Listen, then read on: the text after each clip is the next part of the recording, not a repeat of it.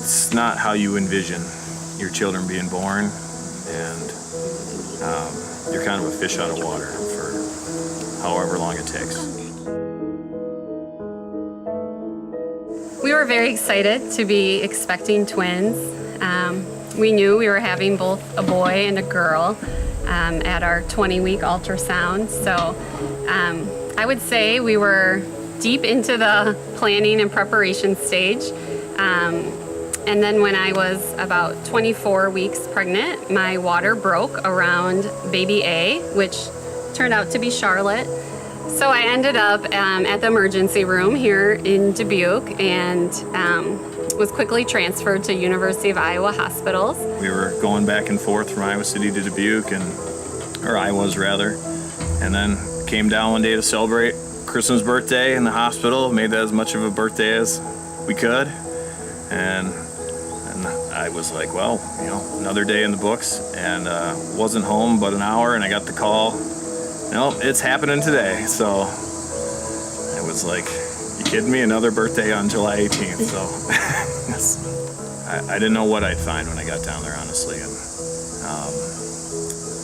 she had just come out of, by the time I got there, they were delivered. She had just come out of surgery. I'd say for us, that's really where the most difficult part began, was after they were born. We couldn't hold them for several weeks. They couldn't breathe on their own, so they were both intubated and on a ventilator for several weeks. Charlotte had a brain bleed. They both had blood transfusions multiple times to help with their blood levels. And they both received surfactant for their lungs. Every time you thought you had cleared a significant hurdle, you know, they would inform you of what they were looking for now, or what was the next thing that could go wrong. And they both had PDA ligation surgery when they were less than 3 pounds.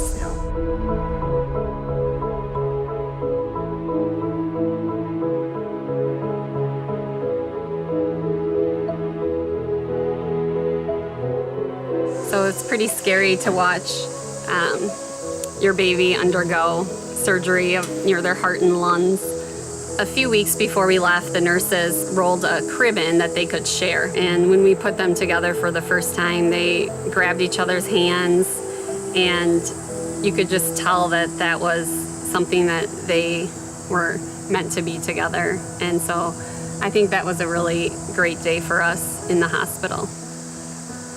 Coming home was awesome. yeah, You know, it was one of those moments I'll never forget, that drive home from Iowa City. It was definitely a scary drive. they're hooked up to everything. We're tagging along oxygen tanks and these monitoring belts. They're squirming in their car seats, so the belt would slide up on them and every monitor would go off, and we're pulling over and shutting off things. And I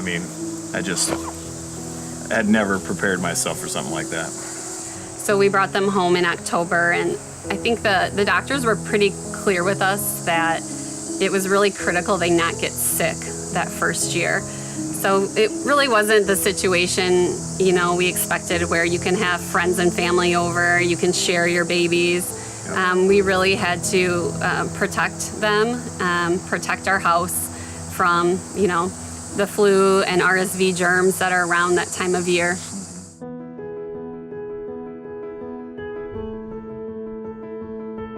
Today we're very fortunate. I mean, they have really overcome every hurdle that, like I said, that we were looking at. After they were 9 months old, the clinic told us they were essentially caught up to their age. At that point, I feel like we kind of could relax a little bit, and I think that's when we really, for the first time, felt like normal parents of twins. Right. You know, March of Dimes was really the research and advocacy behind the use of surfactant, and that's really made the difference for our twins in their ability to breathe.